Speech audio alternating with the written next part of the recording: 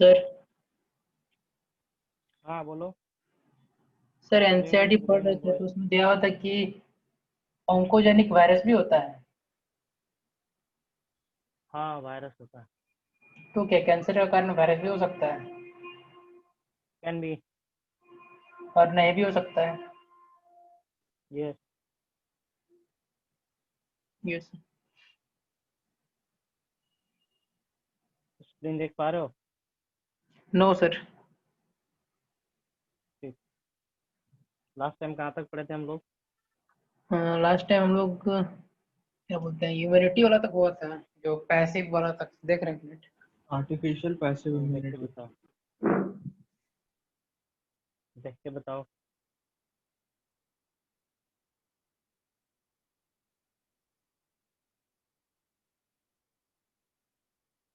Today is 23 और 24? 23 ना?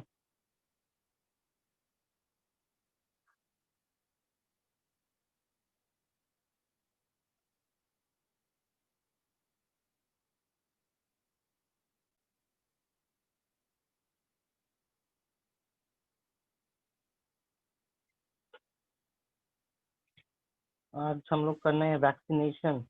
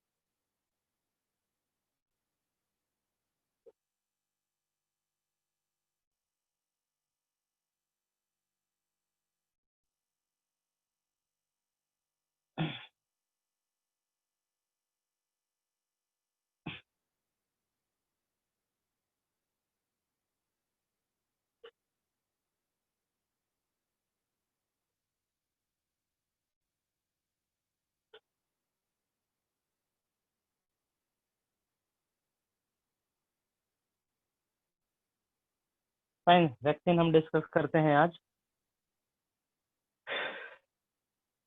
कुछ कुछ नया टर्म्स हम लोग जानेंगे। Fine. So main principle of vaccine is the development of memory cells. Okay, the main function of vaccine is the development of memory cells. कि वैक्सीन का प्रिंसिपल ही यही है। जैसे कि मैं नटशेल में या फिर शॉर्टकट में समझाने का कोशिश कर रहा हूँ। ठीक है, वैक्सीन के बारे में फॉर एग्जांपल कोई भी पैथोजन हमारे शरीर के अंदर एंटर करता है ना? तो because of adaptive immunity that pathogen is degraded. Pathogen तो डिग्रेड होता है लेकिन हमारे शरीर में मेमोरी सेल भी डेवलप हो जाते हैं, है ना? That memory cell is stored in the body.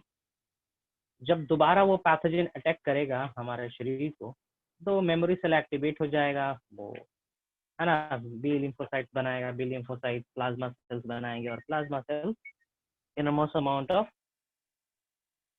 Antibody secrete करने लगेंगे। है ना, यही प्रिंसिपल है वैक्सीन का। फाइन, ठीक है, कोई दिक्कत प्रिंसिपल में, कोई दिक्कत? Hello hello, No, sir. Okay fine, No, sir. ठीक है, आगे बढ़ते हैं। ठीक है, कुछ हिस्ट्री हम बता रहे हैं, ठीक ना। चाइना में और भारत में क्या होता था इन अर्ली डेज, है ना, जो बीमार पड़ते थे लोग, उसके आसपास जो हेल्दी बंदे थे, है ना, हेल्दी लोग उस बंदे के आसपास जाके बैठते थे, है ना। यदि कोई पेशेंट है, उसके बॉडी में कुछ फोड़ा हो रखा है ना, कुछ साइन दिख रहा है, तो उस साइन को कोशिश करते थे कि टच करें, मान के चलो फोड़ा हो रखा है, तो अपने शरीर को ले जाकर रगड़ते थे उनके शरीर, है ना। ओके, कभी कभी क्या करते थे, फोड़ा हो रखा है, घाव हो रखा है ना, तो घाव को नकोड़ते थे उस पार्टिकुलर एरिया से और पेशेंट को खिला देते थे, है ना। ये सब भी किया जाता था। ये सब इसलिए किया जाता था ताकि बॉडी के अंदर जाए और हमारा बॉडी उसके अगेंस्ट में एंटीबॉडी बनाना शुरू कर दे और बीमारी से ठीक हो जाए। तो बहुत दिनों से चला आ रहा है ये वैक्सीनेशन प्रोसेस। फाइन, ये आज का नहीं है, बहुत पुराना है। ठीक है, कुछ कुछ हिस्ट्री बताएंगे, है ना। हिस्ट्री में बताएंगे कि एडवर्ड जेनर ने किस तरीके से वैक्सीनेशन प्रोसेस पे एक्सपेरिमेंट करा था और पहले बार सक्सेसफुल वैक्सीन किसने बनाया था। फाइन, ये डिस्कस करेंगे।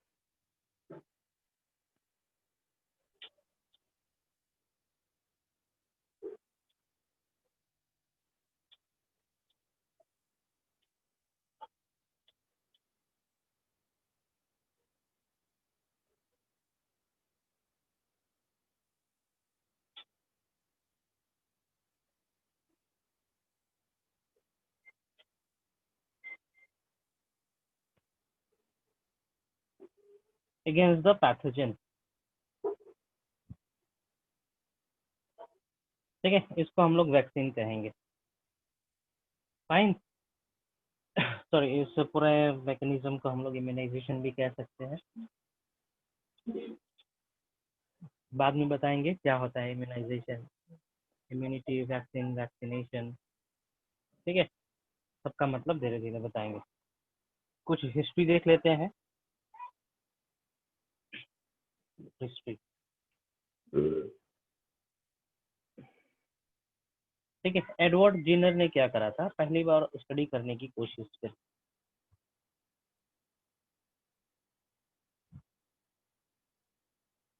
He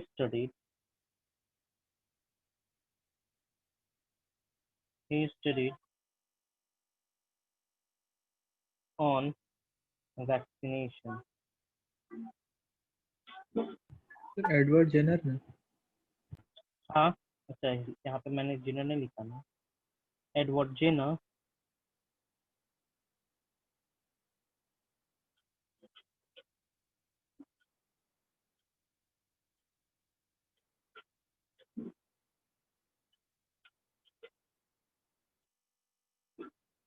studied on vaccination for first time।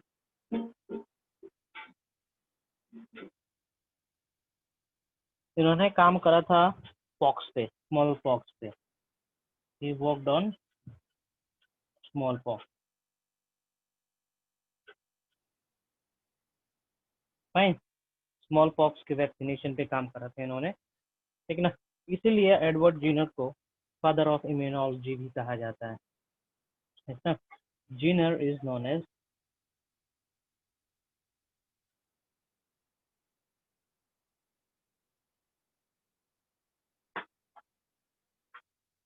Father of immunology.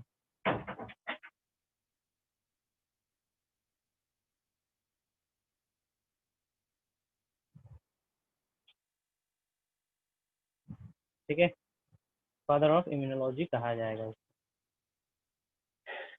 पहली बार सक्सेसफुल वैक्सीन का निर्माण करा था लुइस पास्चर ने against chicken cholera.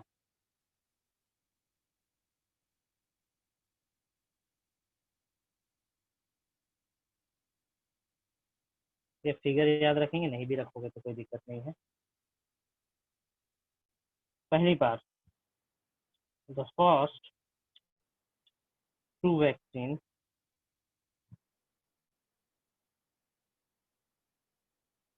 was developed by Louis Pasteur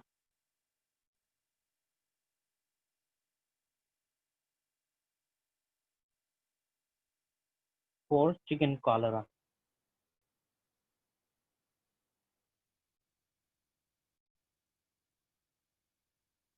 history आप लोग पढ़ोगे, बहुत फनी फनी हिस्ट्री है ना। एडवर्ड जेनर और भी बहुत सारे साइंटिस्ट लोग थे, पढ़ोगे हिस्ट्री में जानोगे कि साइंटिस्ट लोग क्या करते थे। एक लड़का रखते थे काम करने के लिए, है ना, एक मॉडल रखते थे एक्सपेरिमेंट करने के लिए, कुत्ते से रोज कटवाते थे उसको धीरे धीरे करके, है ना। और फाइनली क्या हो गया, उस लड़के में ना रेबीज वायरस का एंटीबॉडी बन गया था, है ना। तो हिस्ट्री इसी तरीके से बहुत ही फनी फनी है। नो, वैक्सीनेशन का मतलब क्या होता है, मैं यहाँ पे लिख रहा हूँ। What is vaccination? Vaccination is the process of taking vaccine. Vaccination यहीं पे बताएंगे इम्यूनाइजेशन क्या होता है। ठीक है, जैसे कि हमने वैक्सीन लिया और उस वैक्सीन के चलते हमारे शरीर में एंटीबॉडी का डेवलपमेंट हो गया, फाइन, उसको हम लोग कहेंगे vaccination.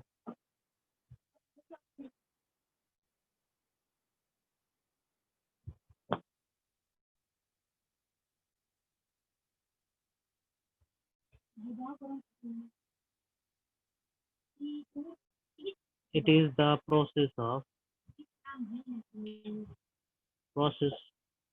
of delivering the vaccine in the host, है ना, in the host, जिसके चलते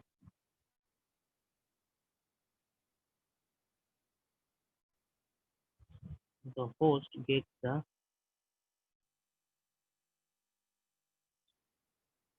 tendency to fight against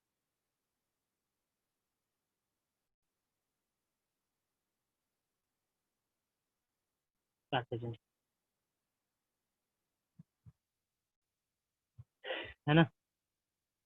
the property, okay, vaccination के चलते हमारा इम्यून सिस्टम थोड़ा एक्टिव हो जाता है, ठीक है, ड्यू टू वैक्सीनेशन।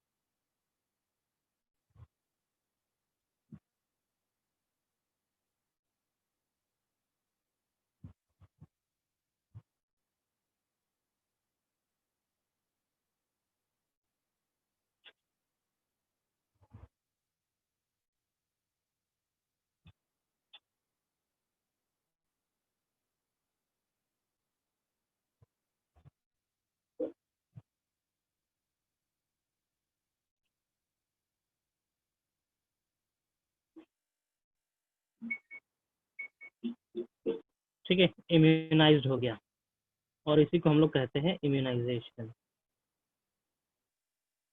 है ना। वैक्सीनेशन के चलते हमारे शरीर में डिजीज लाने की क्षमता आ गई और भविष्य में भी हम लड़ सकते हैं।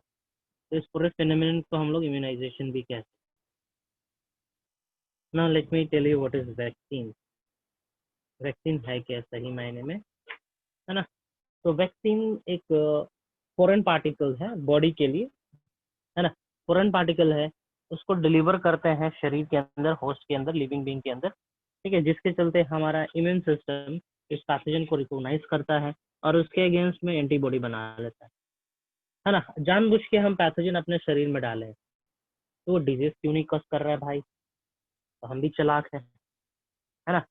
हम फुली एक्टिवेटेड एंटीजन इंसर्ट नहीं करते अपने शरीर में, है ना। जानबूझ के हम क्यों मरेंगे भैया, क्यों ना हम उस पैथोजन को अधमरा कर दे, एटीन्यूएटेड कर दे, इनएक्टिव कर दे, तब डाले अपने शरीर में, ताकि बीमारी कॉज हो तो हम मरे ना, कम बीमार पड़े, माइल्ड बीमार पड़े, है ना। तो वैक्सीन क्या है, इट इज attenuated, inactive और हीट किल्ड, जो समझे, पैथोजन और इट्स, ठीक है, और इट्स प्रोटीन, ठीक ना, और it's protein which is inserted in the, और इंजेक्टेड ज्यादा सही रहेगा,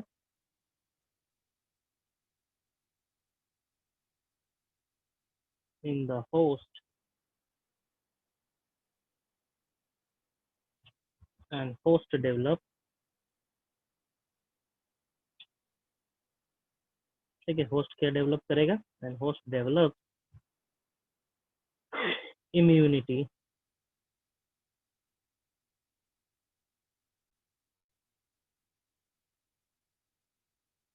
अगेंस्ट इट,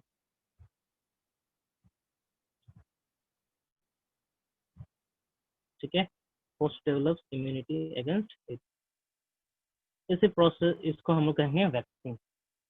फाइन, वैक्सीन कोई भी मटेरियल हो सकता है, लिविंग थिंग हो सकता है, प्रोटीन हो सकता है ना, जो कि शरीर में एंटर करते ही एंटीबॉडी बनाने को कह दे और मेमोरी सेल बनाने को कह दे, उसको हम लोग वैक्सीन कहेंगे, ठीक है। वैक्सीन को कैटेगराइज करा गया है 3 पार्ट्स में, और 3 पार्ट्स में नहीं, 3 प्रकार में, है ना, based upon their advance, based upon the advancement, based upon the nature of action, based on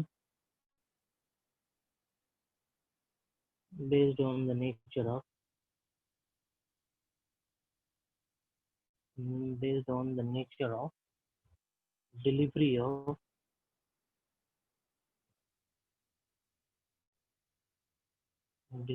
of vaccine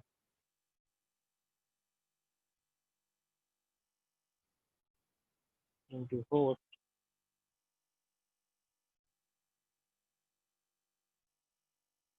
vaccine can be of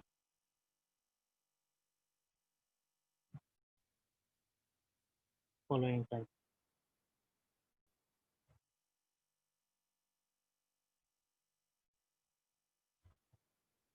First generation vaccine,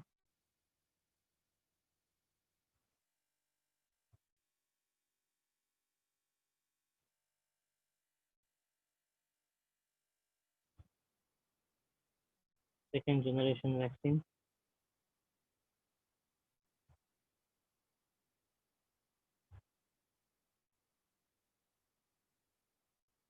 third generation vaccine.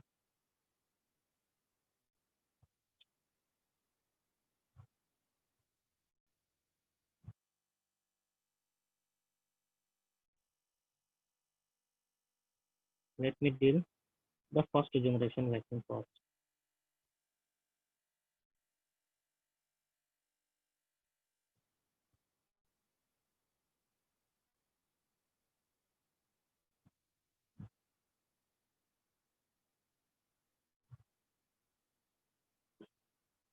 Fine, first generation vaccine में हम किस तरीके से vaccination करते थे, है ना।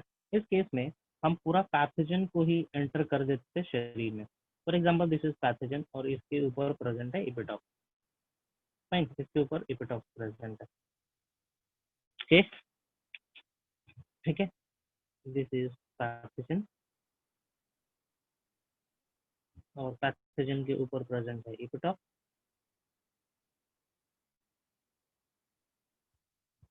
है ना। इस पैथोजन को हम लोग क्या करते थे, हाफ किल्ड करते थे, है ना। इसको हम लोग क्या करते थे, हाफ किल्ड या फिर एटीन्यूएट कर देते थे, सर या क्या इसको फिर हीट से करते हैं आप किल्ड? अरे यार गर्म कर देंगे, म्यूटेशन कॉज करवा देंगे, ठीक है, इनएक्टिव कर देंगे इसको, है ना, and injected in the host, injected in host, ठीक है, होस्ट गेट इम्यूनाइज्ड, ठीक है, होस्ट के पास डिजीज से लड़ने की क्षमता आ जाता है, ठीक है, ठीक है, ठीक है।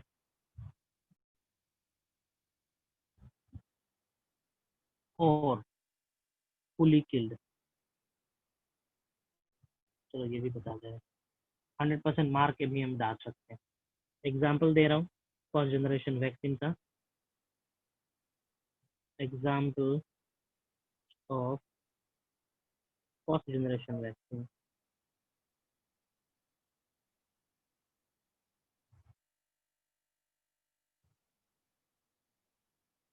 First generation vaccine, small pox vaccine,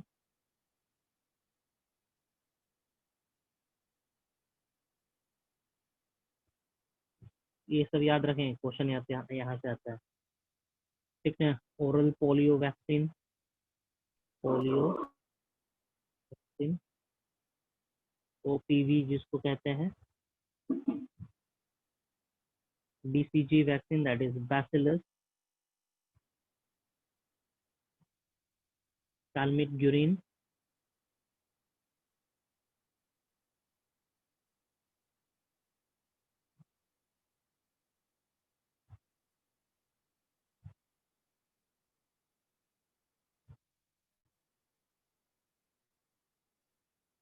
है ना, जिसको हम लोग प्रोनाउंस करेंगे शॉर्टकट में लिख सकते हैं बीसीजी। फाइन, ये सब वैक्सीन जो है ये सब आते हैं फर्स्ट जनरेशन वैक्सीन के अंदर। इन्फ्लुएंजा वैक्सीन,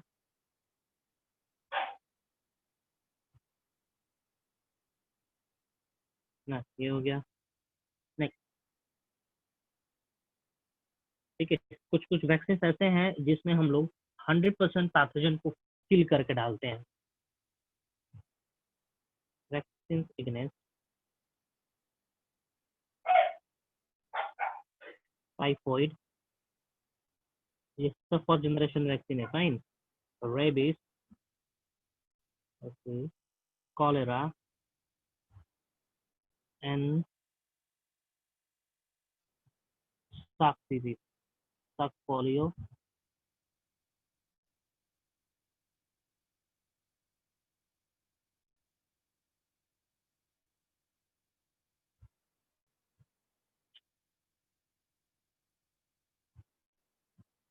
पोलियो और किल्ड टाइप, इसमें हम मार देते हैं, पैथोजन को हम लोग किल कर देते हैं एकदम 100%, तब जाके हम शरीर में पहुंच सकते हैं, मतलब डिलीवर कर देते हैं होस्ट के। फाइन, समझ में आया, ठीक है। This is all about first generation vaccine. अच्छा एक चीज बताएंगे, हमारे शरीर में इम्यूनिटी उत्पन्न हो जाता है, मतलब हमें बीमारी से लड़ने की क्षमता आ जाती है, ठीक है। This is because of what, ठीक ना, हमारे शरीर में एंटीबॉडीज बनना शुरू हो जाता है। This is possible because of what, is this because of this entire antigen और बिकॉज ऑफ दिस एपिटॉप? जवाब देंगे जरा, क्या पूरे पैथोजन के चलते होता है या फिर सिर्फ एपिटॉप्स के चलते होता है? एपिटॉप से चलते। Very good, it is just because of epitope, है ना, जस्ट बिकॉज ऑफ एपिटॉप। क्योंकि हमारा एंटीबॉडी, फाइन, हमारा एंटीबॉडी सिर्फ इपिटॉप को ही पहचानता है। हमारा इम्यून सिस्टम पूरे बैक्टीरिया को नहीं पहचानेगा ना। बाहर पे क्या प्रेजेंट है, मेम्ब्रेन के ऊपर क्या प्रेजेंट है ना, वही पहचानता है। So what we did in the second generation vaccine, है ना, हमने एपिटॉपिक प्रोटीन को सिंथेसाइज करा जानबूझ के। फॉर एग्जाम्पल हमें पता है भैया कॉलेरा के ऊपर किस प्रकार का एपिटॉप बना हुआ है, उस एपिटॉप को हमने लेबोरेटरी में सिंथेसाइज कर लिया, सेशे में डाल दिया और हमने इंजेक्ट कर दिए पेशेंट में, है ना। तो सेकेंड जनरेशन वैक्सीन में क्या करना शुरू कर दिया हमने प्रोटीन इंसर्ट करना शुरू कर दिया, inserting the entire organism in the host. समझ में आया? रिया, हरिदेश, फातिमा, हिमांशु, अमृत, यस सर। और कौन कौन है? नंदिनी,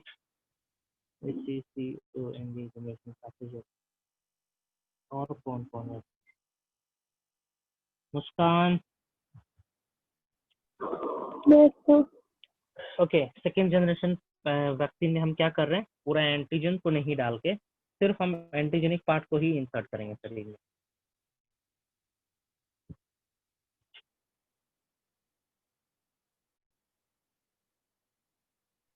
सेकंड जनरेशन वैक्सीन और पैथोजन। ओह माय गॉड, क्या लिख दिया मैंने? वैक्सीन है ना भैया, second generation vaccine, second generation pathogen नहीं।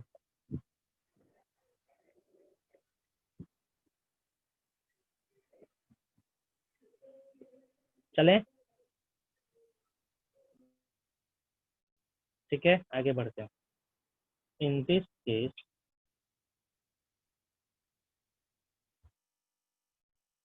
the epitopic part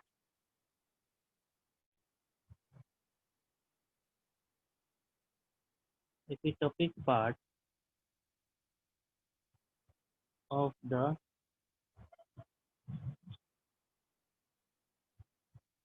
antigen is inserted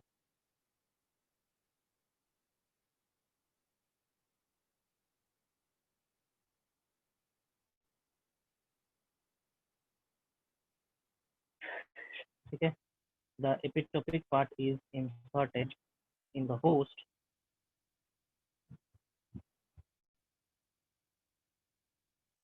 instead of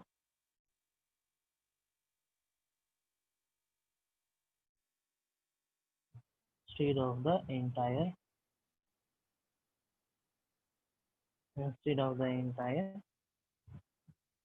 antigen pathogen. Fine, ठीक है। एग्जाम्पल, सर हाँ जी, वैक्सीन सर ये इपिटॉप किस कंडीशन में रहता है सर? जिस फॉर्म में रहता है उसी में सर इपिटॉप सेम कंडीशन में जिस तरह रहता है एंटीजन के ऊपर उसी कंडीशन में डाल दिया जाता है, इसको भी हीट किल किया जाता है। सेम कंडीशन, यदि चेंज कर देंगे तो वो पार्टिकुलर बैक्टीरिया तो डिग्रेड होगा ही नहीं, सेम होता है एकदम। वैक्सीन फॉर टेटनस,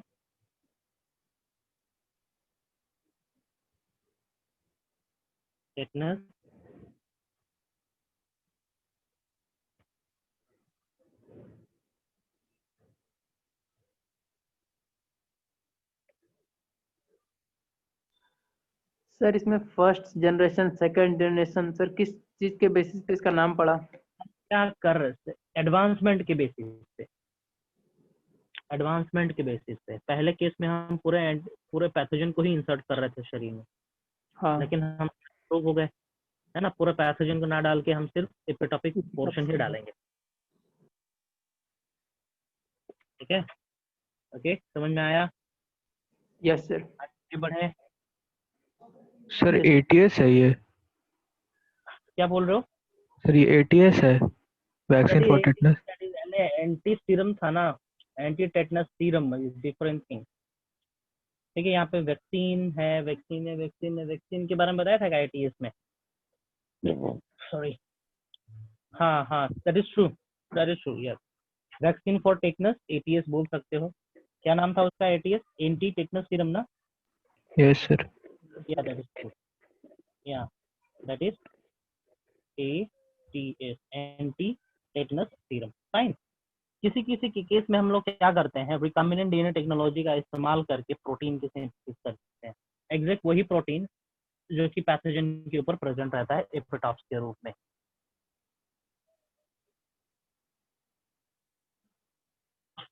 ठीक है,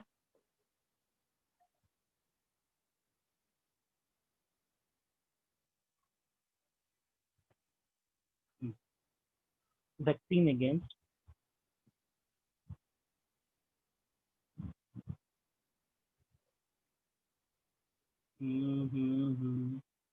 हाँ, vaccine for hepatitis C,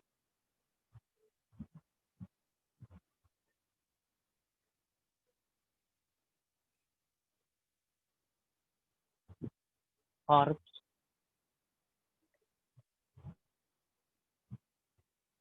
produced, vaccine for are produced by RDT।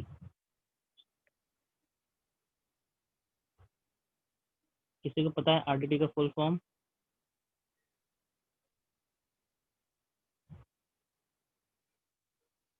That is recombinant DNA technology. Technology.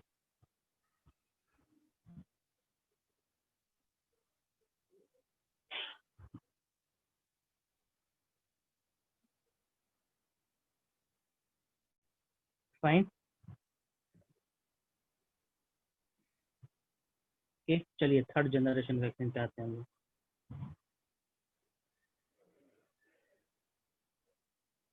इसका बस यही एग्जांपल है। हाँ है भी बहुत सारा, लेकिन ये नहीं रखूंगा। Third generation vaccine,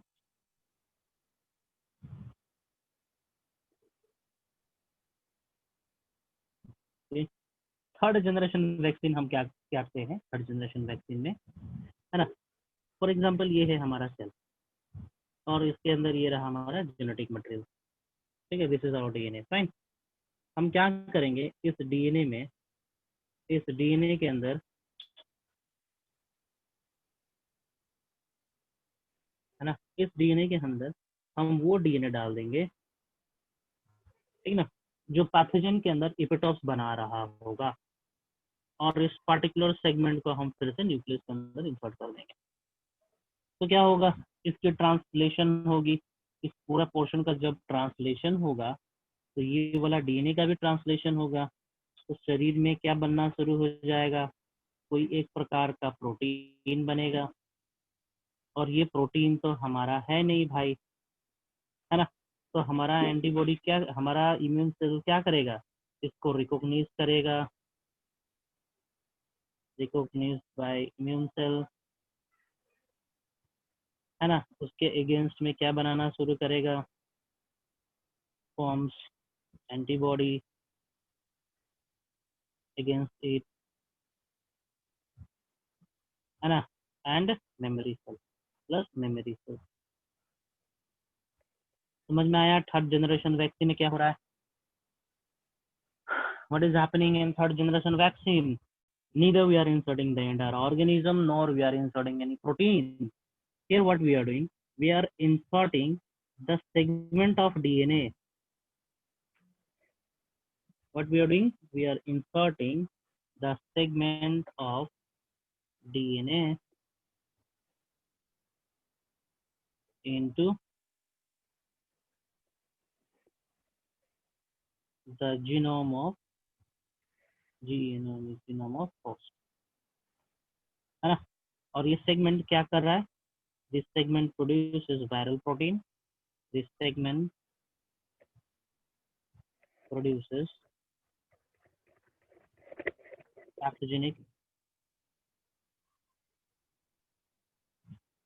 pathogenic molecule. Fine, pathogenic molecule बनाता है। ओके फाइन, पैथोजेनिक मॉलिक्यूल बनाएगा। और पैथोजेनिक मॉलिक्यूल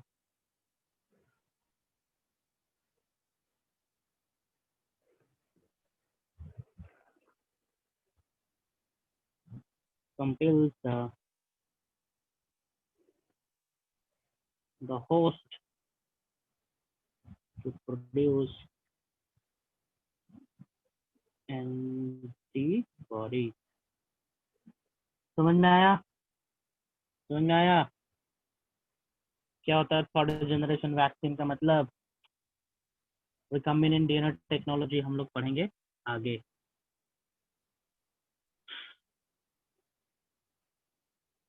ठीक है, वैक्सीन फॉर हेपेटाइटिस बी। ठीक है, हेपेटाइटिस बी के लिए वैक्सीन डेवलप हुआ है रिकम्बिनेंट डीएनए टेक्नोलॉजी से। फाइन, ठीक है।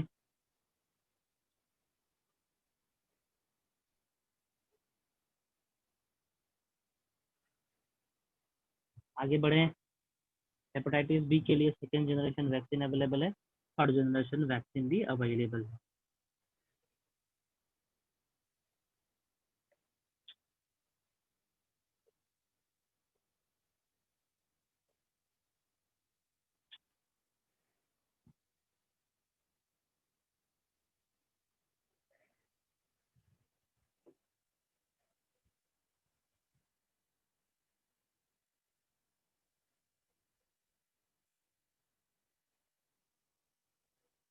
समझ में आया?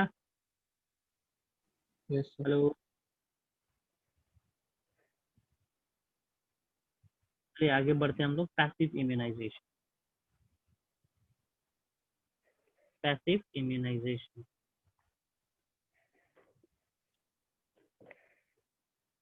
ठीक है, पैसिव इम्यूनाइजेशन।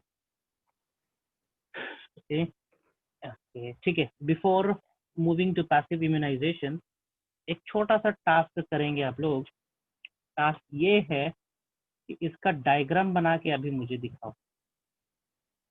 कहाँ गया कहाँ गया कहाँ गया, इधर है। Fine, I am interested. ठीक है, इसका डायग्राम बना के मुझे, डायग्राम बनाएंगे और मुझे दिखाएंगे। स्क्रीनशॉट ले लो जी जल्दी से।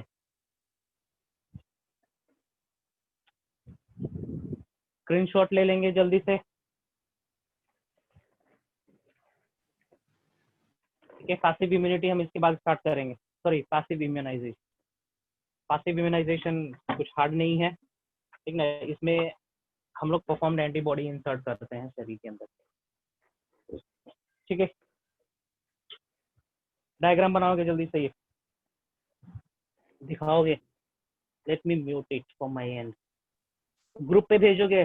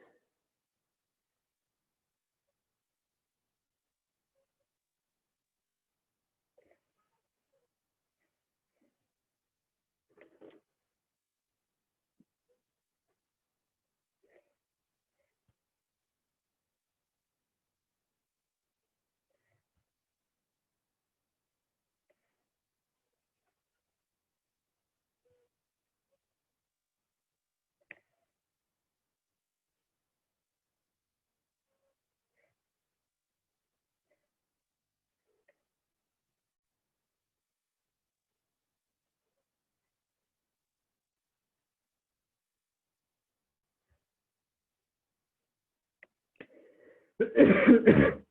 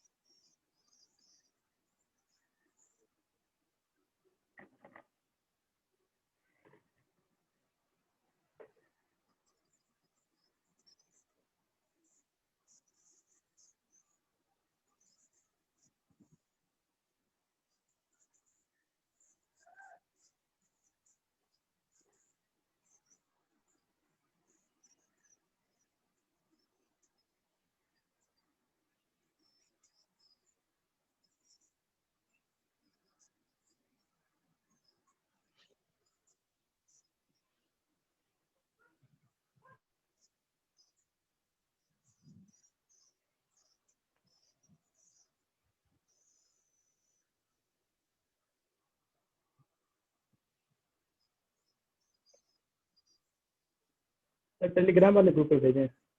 कहीं पे भी भेजो। व्हाट्सएप पे भेज दी। टेलीग्राम पे भेज दे, इसी ग्रुप पे भेज दे। India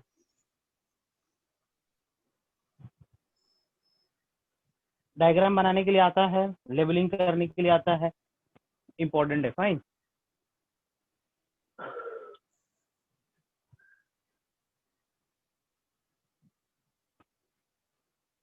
is it raining there in Bokaro?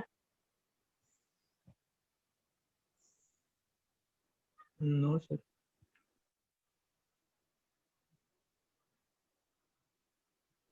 No sir. Sir diagram में हर जगह पे सल्फर क्यों दिया हुआ है?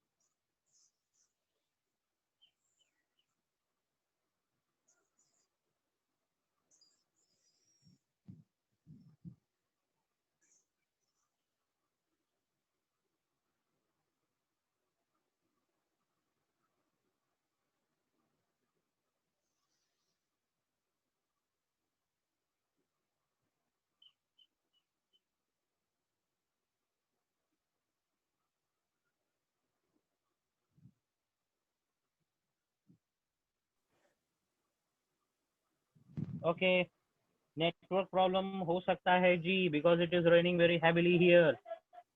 M I audible? Hello, am I audible? Yes sir.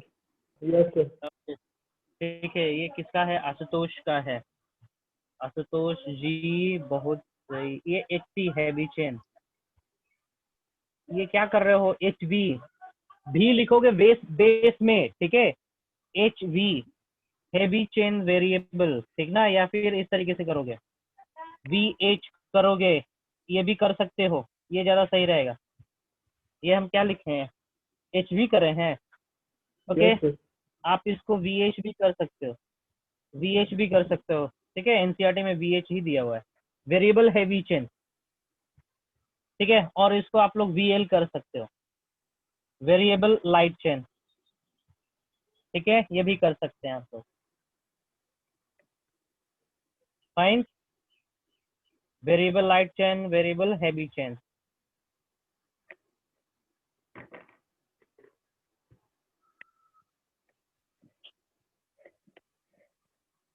Sir इसमें हर जगह पे सल्फर बॉन्ड क्यों दिया हुआ है? ये कहाँ पे? सर बहुत जगह लिखा हुआ है सल्फर है ना। Sulphur bond? आशुतोष तुम कैसे सल्फर बॉन्ड बनाए हो जी? गड़बड़ बनाए हो सल्फर बॉन्ड। इसको कनेक्ट करो, ये वाला गड़बड़ कर रहे हो आशुतोष, ये वाला गड़बड़ करे हो तुम, ये दोनों देखेंगे कहाँ गड़बड़ किए हो। हाँ सर, बीच में जगह नहीं बचा था। तो करना चाहिए था, लाइन खींचो वहाँ पे, तब ठीक होगा। Yes sir. ओके, दो सल्फर लिखने का जगह ही नहीं बचा और सर। वहाँ पे भी गड़बड़ किए हो जी, सभी जगह गड़बड़ कर रखा है तुम, ठीक है? तीन तीन बॉन्ड बना रखे हो, यहाँ पे भी गलती करे हो तुम यहाँ पे भी गलती करे हो, यहाँ और यहाँ। देखो डायग्राम चेक करो तुम अपना, यहाँ पे भी गड़बड़ किए हो। ओके, और कौन कौन भेजा है डायग्राम?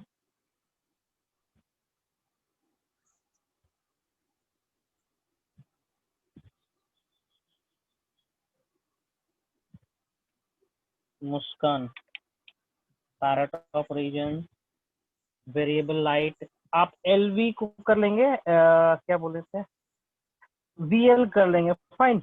वेरिएबल लाइट ये ज्यादा सही रहेगा, variable light, variable heavy. Fine, that will do, but वो ज्यादा सही रहेगा। सही करी है सल्फर बॉन्ड मुस्कान, आपने यहाँ पे गड़बड़ करा है। यू मिस समथिंग हियर मुस्कान, यहाँ पे और यहाँ पे कुछ मिस करे हो आप, फाइंड आउट। इस रीजन में और इस रीजन में कुछ मिस कर रखे हो आप, चेक करेंगे क्या मिस करे हो आप। Okay fine, okay okay okay. और किसका डायग्राम देखें।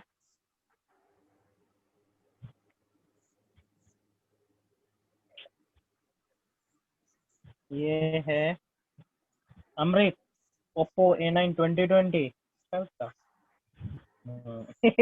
क्या करे हो तुम अमृत? हाँ, यस सल्फर सर, बॉन्ड जहाँ मन करेगा वहां पे डाल दोगे जी। ठीक तो बनाया सर। कहाँ दोनों एंटी, दोनों हैवी चेन को कहाँ कनेक्ट करे हो एक दूसरे से? ठीक है, और लाइट चेन हैवी चेन को डाइसल्फाइड बॉन्ड से कनेक्ट करना, वो भी नहीं किए हो। तो तुमने कहाँ कहाँ मिस्टेक करा है मैं बता रहा हूँ। तुमने गड़बड़ करा है इन रीजन में, तुमने गड़बड़ किया है यहाँ पे और यहाँ पे। ठीक है, you didn't connected both heavy chain. ठीक है, and you didn't connected one heavy and one light chain. Yes sir. बाकी लोग भी भेजो जल्दी से, सब गलत कर रहा है लोग। सर भेज दिए हैं।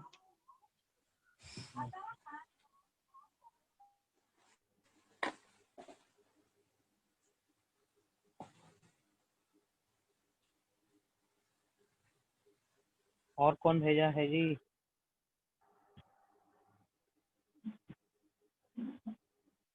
ये फॉरवर्ड चंदन करा है।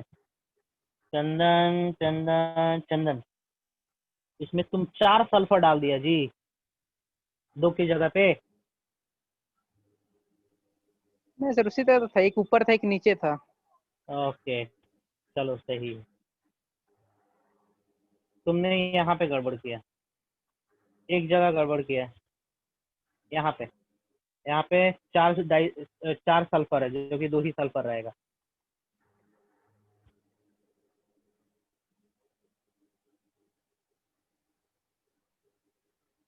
बाकी वो भेजो।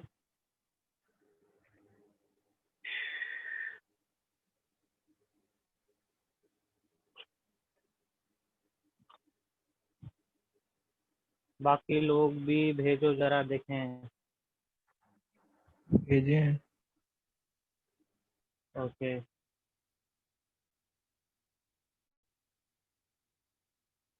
इतना सस्ता डायग्राम तुम लोग गड़बड़ कर रहे हो।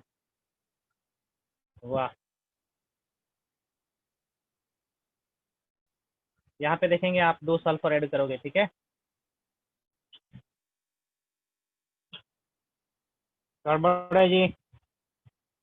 सल्फर देखेंगे, सल्फर बॉन्ड्स कहाँ पे आ रहा है। ये सही की हो, VH कर रहे हो, that is good. Variable heavy, variable light, variable light कहाँ की हो, नहीं की हो। चलो एक सुधार दिए, सही बात है। आप लोग ज्यादातर गलत कर रहे हो सल्फर बॉन्ड को दर्शाने में। सल्फर कहाँ कहाँ पर प्रेजेंट है उसमें गड़बड़ हो रहा है, तो इसको करेक्ट करेंगे। फाइन, बाकी सब सही है, लेबलिंग सही है। ओके, ये कौन है भैया? चंदन भैया यहाँ भेजे हैं, पिक किया जा चुका। ठीक,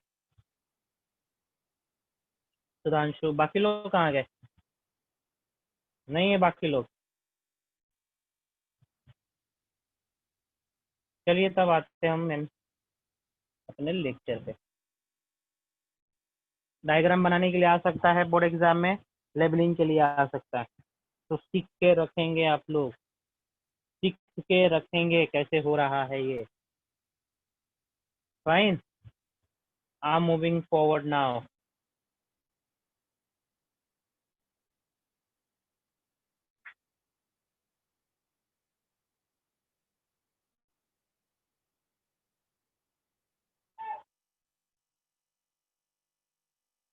Shall I move forward? Passive immunization.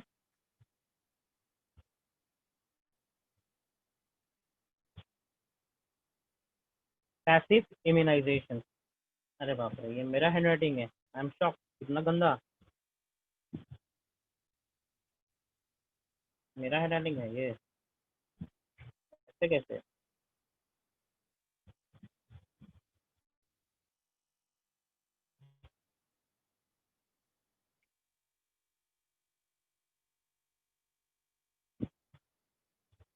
ये ज़्यादा सही है।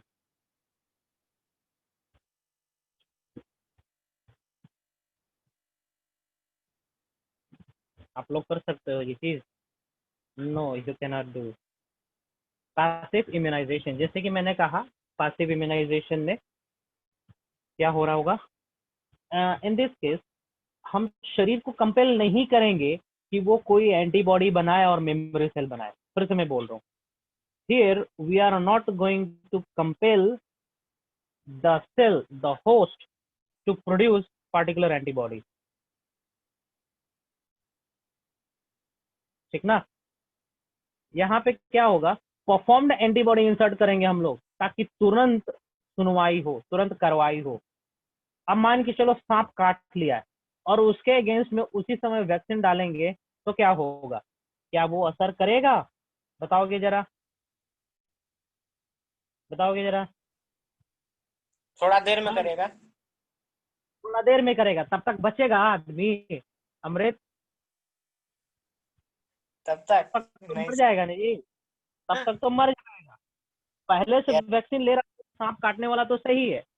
हाँ और किसी पता है कि भैया सांप काटने वाला है कि हम पहले से रखे, पहले से दवा ले रखे हैं, है ना?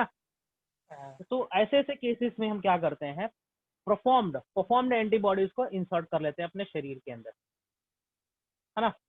और हम इम्यूनिटी को अचीव कर लेते हैं। So that is an example of passive immunization. Direct antibody ही दे देंगे। हाँ हाँ, डायरेक्ट एंटीबॉडी इंसर्ट कर लेंगे, एंटीडोट डाल देते हैं शरीर में। हाँ।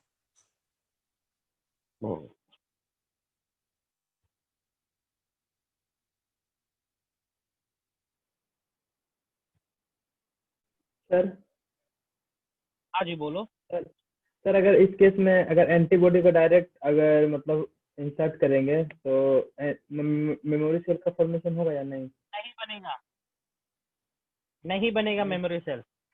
अगर पहले लेते तो मेमोरी सेल बना हुआ रहेगा, एंटीजन इपिटॉप या फिर एंटीजन लेते हैं तो? समझ पाया क्या बोल रहे हो? सर क्या अगर इनकेस एंटीजन या फिर इपिटॉप उसका लिए काटने से पहले तो मेमोरी सेल बनाएगा? हाँ, मेमोरी सेल बनाएगा, लेकिन हम एंटीबॉडी इंसर्ट करेंगे तो उसके अगेंस्ट में कोई मेमोरी सेल नहीं बनेगा। ठीक है?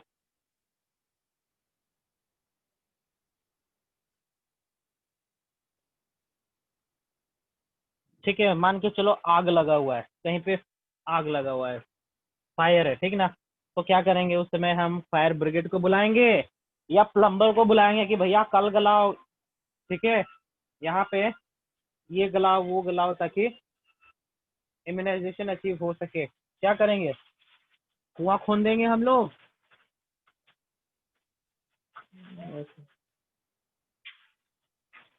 ठीक है, कुआं खोद देंगे, या फिर हम लोग बुलाएंगे फायर ब्रिगेड वाले को। क्या करेंगे? फायर ब्रिगेड वाले को बुलाएंगे। हाँ, fire brigade. Obviously we will call the fire brigade. ठीक ना? फायर ब्रिगेड को बुलाएंगे instead of digging a well. उसी तरीके से, है ना? अमान चलो बहुत ही भयंकर बीमारी होने वाला है या सांप काट लिया, तो उस केस में हम लोग पैसिव इम्यूनाइजेशन को फॉलो करेंगे, एक्टिव इम्यूनाइजेशन को नहीं, है ना? क्विक रिस्पॉन्स लिख रखा हूँ ना, बहुत जल्द असर के लिए ये प्रोसेस को फॉलो करा जाता है। फाइन, आगे बढ़े।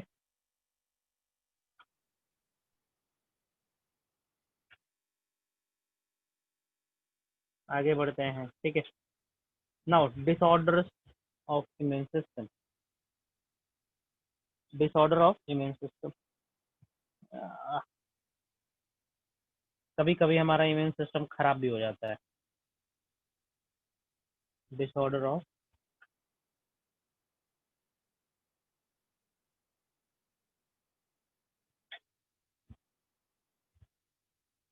इम्यून सिस्टम, जिसको हम लोग स्टडी कर सकते हैं ऑटो इम्यून डिजीज के अंदर भी। Auto immune disorder, sorry, disorder of immune system means ऐसा कंडीशन जिसमें हमारा ही इम्यून सिस्टम हम ही को ही नुकसान पहुंचाने लगता है, हम ही को खराबी पहुंचाने लगता है। ठीक है, उसको हम लोग कहेंगे disorders of immune system. Discuss कर रहा हूँ यहाँ पे एक चीज, दैट इज एलर्जी। क्या होता है एलर्जी के केस में बता रहे हैं, है ना। कुछ फॉरेन पार्टिकल्स जो कि पैथोजेनिक नेचर के नहीं होते हैं, है ना, ओके, उससे कोई बीमारी वगैरह नहीं होगा, लेकिन हमारा इम्यूनिटी उसको इस तरीके से पहचानेगा जैसे कि वो एटम बम हो। फॉर एग्जाम्पल, ठीक ना, फॉर एग्जाम्पल जैसे कि एक कहावत है ना, making mountain out of mole, तिल का ताल बनाना, वही होता है यहाँ पे। एक छोटा सा भी कोई फॉरेन पार्टिकल्स आएगा हमारे शरीर के अंदर एंटर करेगा तो उसके अगेंस्ट में हमारा इम्यून सिस्टम बहुत ही एग्रेसिवली एक्टिव हो जाता है। एग्जाजरेटेड कंडीशन में एक्सप्रेशन होता है। I am using a term exaggerated और एग्जागरेशन, ठीक ना, ओके। जितना रिस्पॉन्स होना चाहिए उसका कई गुना ज्यादा रिस्पॉन्स हो जाता है, फाइन। जिसके चलते हमारा खुद का शरीर ही नुकसान झेलने लगता है, फाइन। एलर्जी बचपन से सुनते आ रहे हो, इससे एलर्जी है, इससे एलर्जी है। एलर्जी का मतलब एक्चुअली है क्या, कोई बताएगा? मतलब कोई बताएगा? Aggressive behaviour of immune system. हाँ हाँ, क्या बोल रहे हो चंदन? बोल रहे aggressive behaviour of immune system हाँ, अगेंस्ट व्हाट? अगेंस्ट एक दैट, पार्टिकुलर चीज के बारे में, अगेंस्ट यानी दैट पार्टिकुलर हाँ सब्सटेंस ऑफ अगेंस्ट, हाँ foreign against grains. Any substance, pollen grain हो सकता है ना, ऐसे पैथोजन या फिर ऐसे सब्सटेंस जो सभी ऑर्गेनिज्म के लिए वो पैथोजन नहीं है ना, बस किसी किसी के लिए वो पैथोजन है।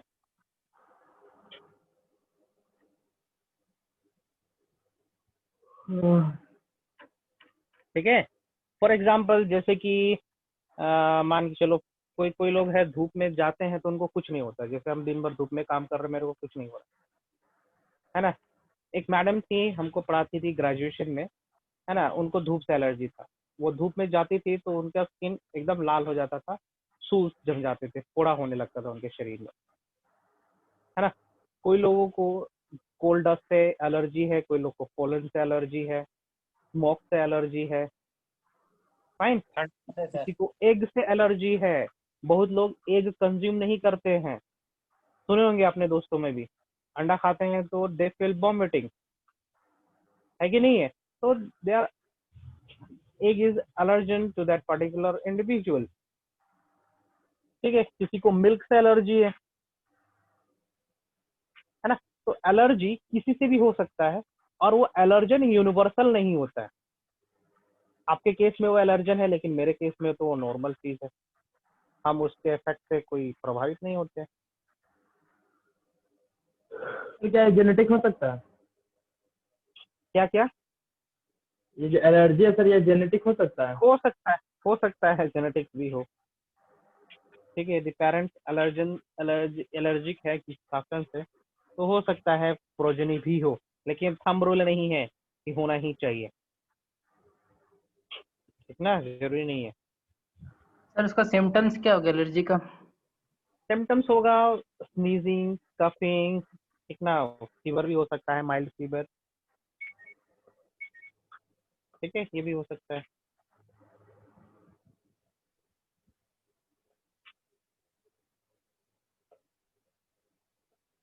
आगे बढ़े। होता क्या है एलर्जी के केस में, हमारा इम्यून सिस्टम बहुत ही एग्रेसिवली रिस्पॉन्स करेगा, फाइन, और उस पार्टिकुलर एलर्जन को तुरंत अपने शरीर से निकालने का कोशिश करता है। तो कोई भी चीज को तुरंत निकालने की कोशिश करेंगे तो क्या होगा, हमारा इम्यून रिस्पॉन्स तेजी से रिस्पॉन्स करेगा, ब्लड कैपिलरीज वगैरह बढ़ जाएंगे, ब्लड कैपिलरीज का डायमीटर बढ़ जाएगा, ब्लड फ्लो ज्यादा हो जाएगा, टेम्परेचर ज्यादा होगा, है ना, लाल हो जाएगा पर्टिकुलर एरिया, है कि नहीं है ना, ज्यादा एनर्जी चाहिए होता है इन्फ्लामेशन को अचीव करने के लिए, फाइन। ठीक है, चलिए हम कुछ कुछ बता रहे हैं यहाँ पे। ठीक है, एलर्जी एलर्जी है क्या?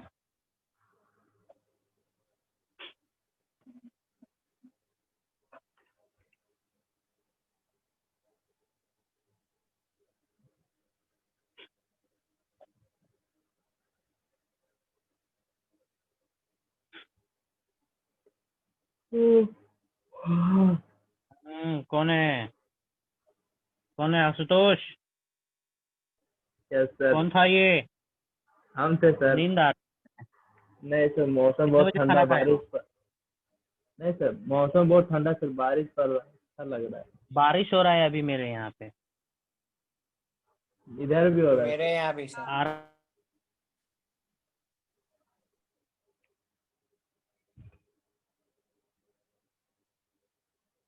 आराम में बारिश हो रही है। ठीक है, इसके बारे में हम स्टेटमेंट दे रहे हैं।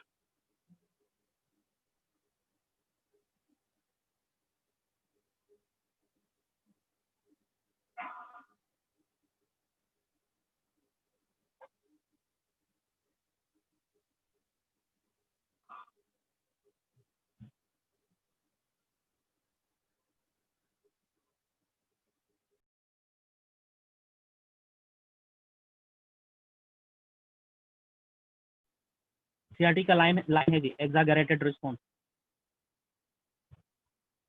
बहुत ज्यादा, एग्जागरेशन का मतलब होता था बहुत ज्यादा।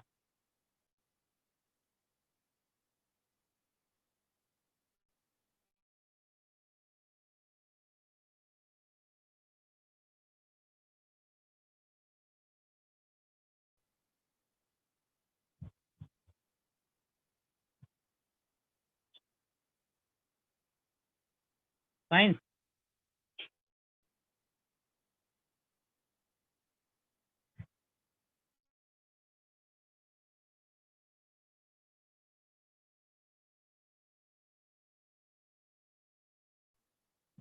एलर्जेंस आर नॉट, ठीक है, किसी किसी केस में होता है, किसी किसी केस में नहीं होता है रिस्पॉन्स। ठीक है, इसलिए मैं शब्द यूज कर रहा हूँ, इट इज नॉट यूनिवर्सल।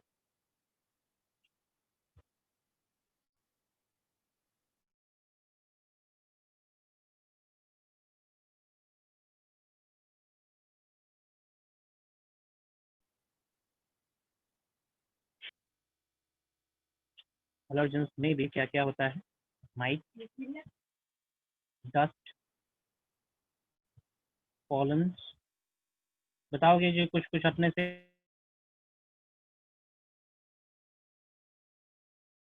भी। कोल्ड। क्या ठंडा? Yes sir. ठंडा बोल रहे हो सकता है। फिर मोल्ड, सर एनिमल क्या लिखे हैं? डेंडर, डेंड्रफ वाला डेंडर। डेंडर क्या होता है? गोबर।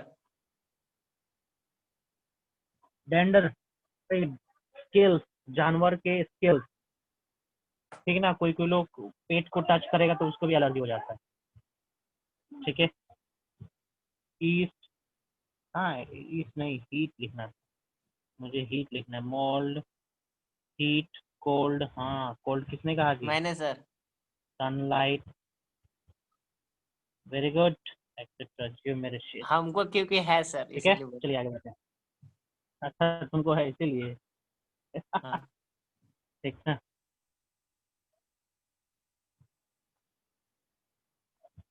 ना। एलर्जी के दौरान कौन सा एंटीबॉडी का प्रोडक्शन होता है लार्ज अमाउंट में?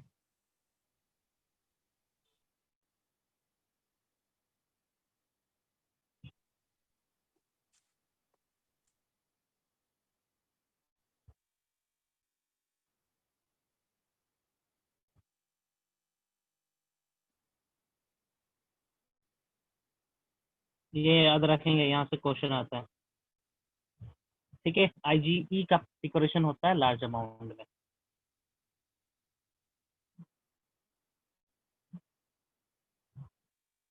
और एलर्जिक रिएक्शन होता क्यों है ये बता रहा है।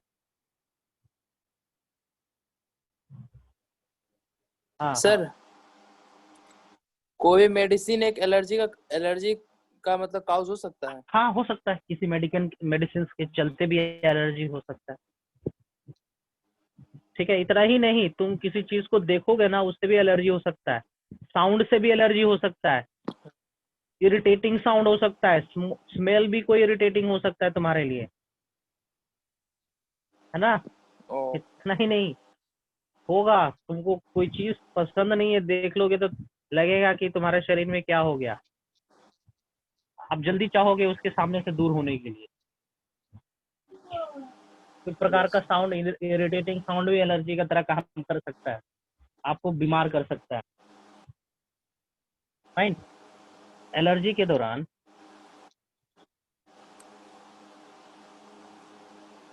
During allergy immune response.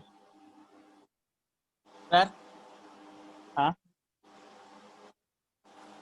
Allergy का कुछ अपोजिट हो सकता है सर।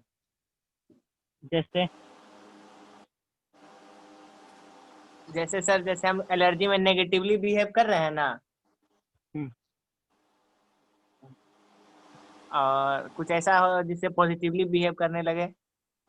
हो सकता है ये भी, मतलब क्या तुम अपरिचित की तरह बिहेव करने लगो। नहीं सर। मतलब ये सब सर मतलब जहाँ पॉजिटिवली। रखा उसको वहां से जाने का मन नहीं करेगा, समझ लीजिए वही अमृत के लिए। कुछ देख लिया तो तबीयत ठीक हो जाएगा। बस देखते रहेगा। करप्शन के अगेंस्ट में एलर्जी है भाई, हो सकता है कि नहीं, यस करप्शन के अगेंस्ट में एलर्जी होना।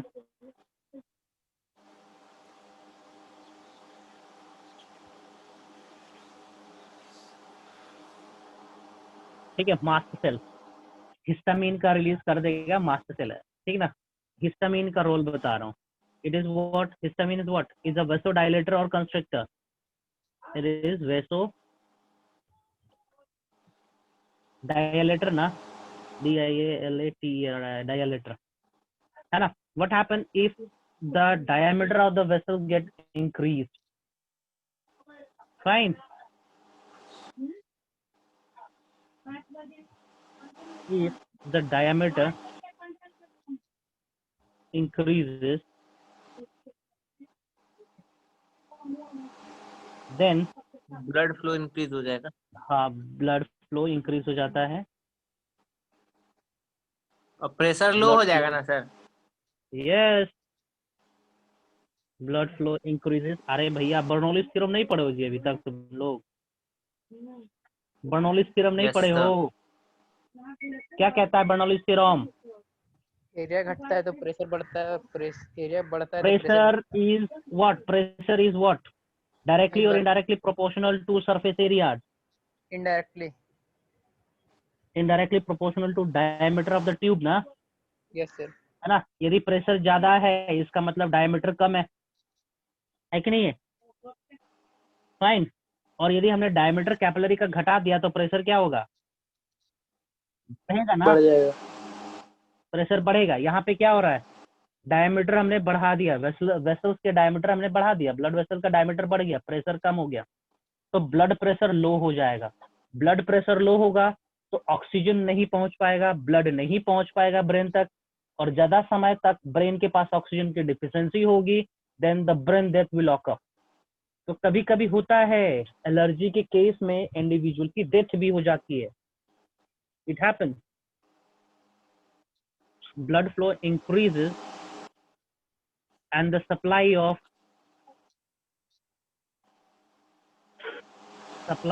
materials too increases,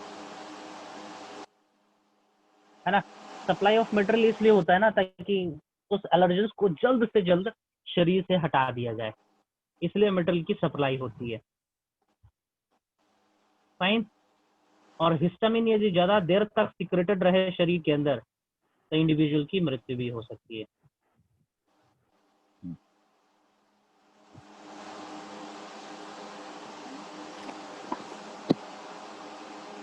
क्विकली हो गया। If the histamine,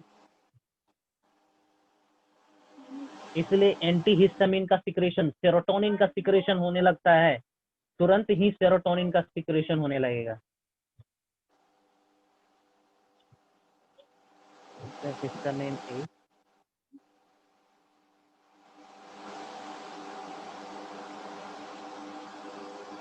if the histamine is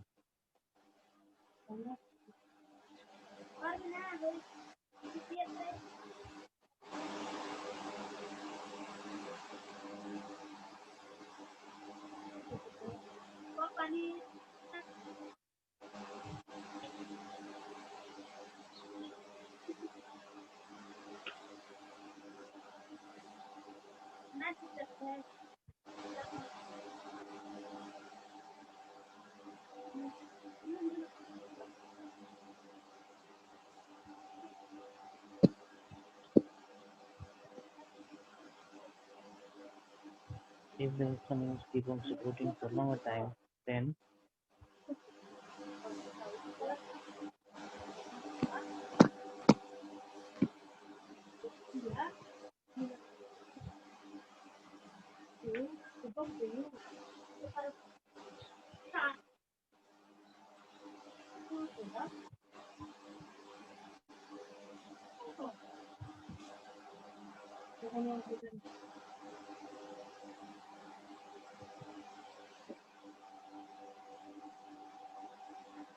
ठीक है। आज हम यहीं तक रोकते हैं, अगले क्लास में हम टाइप ऑफ एलर्जी डिस्कस करेंगे। Fine, type of allergy discuss करेंगे हम अगले क्लास में। ओके,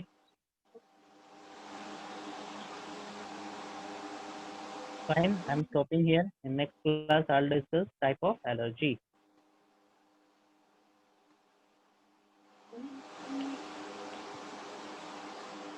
किसी कुछ पूछना है?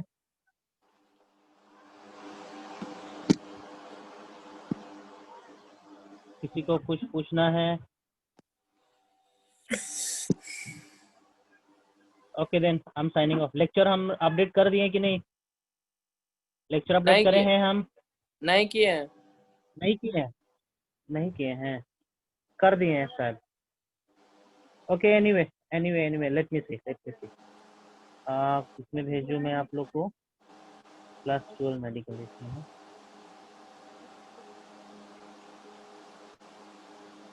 Let me check.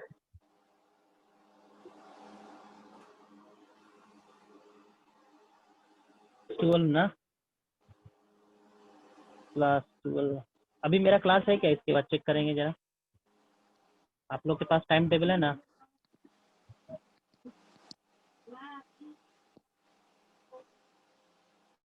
हो गया। लेक्चर अपडेटेड है। Thank you very much. Okay guys, I am signing of.